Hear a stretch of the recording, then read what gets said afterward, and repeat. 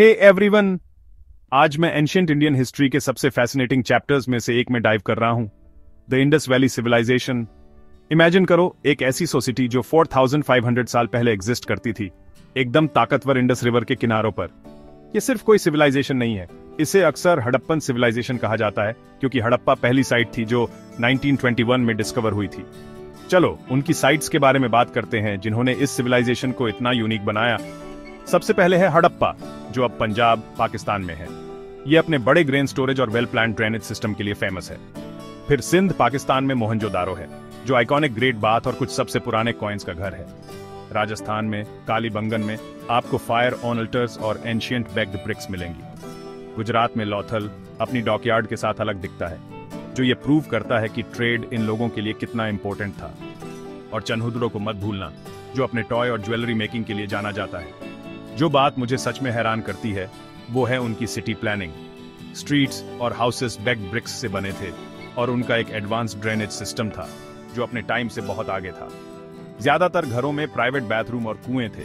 2500 BCE में ये imagine करो। अब चलो उनकी इकोनॉमी पर एक नजर डालते हैं। एग्रीकल्चर रीढ़ की हड्डी थी, लेकिन उन्होंने सिर्फ फार्मिंग नहीं की, उन्होंने ट्रेड किया, क्राफ्ट किया और यहाँ तक कि वेट्स और मेजर्स भी यूज किए। उन्होंने मेसोपोटामिया तक ट्रेड किया, जो आज का इराक है। ये कुछ सीरियस ग्लोबल नेटवर्किंग है। यहाँ रिलीजन बहुत पर्सनल था। उन्होंने पाशुपाटी, शिवा का एक अर्ली फॉर्म, और मदर गॉडेस जैसी फिगर्स की पूजा की। पेड़, जानवर और पक्षी सभी सेक्रेट माने जाते थे। इंटरेस्टिंगली, कोई मंदिर डिस्कवर नहीं हुआ है, तो पूजा एक प्राइवेट अफेयर रही होगी। उनकी राइटिंग के बारे में क्या? हड़प्पन लोगों ने पिक्टोग्राफिक स्क्रिप्ट यूज की, जिसका मतलब है कि हर सिंबल किसी ऑब्जेक्ट या आइडिया के लिए होता है। इसे लेफ्ट टू राइट और राइट टू लेफ्ट दोनों तरह से लिखा जा सकता था। लेकिन असली बात यह है, हम आज भी इसे पूरी तरह से पढ़ नहीं सकते। तो इस इनक्रेडिबल सिविलाइजेशन का क्या हुआ? इसका कोई एक जवाब नहीं है, लेकिन कई मानते हैं कि floods, climate change, Saraswati river का सूखना या यहाँ तक कि आर्यंस जैसे नए ग्रुप्स का आना जैसे फैक्टर्स ने रोल निभाया। और ये इंडस वैली सिविलाइजेशन की दुनिया में एक क्विक लेकिन अमेजिंग जर्नी थी।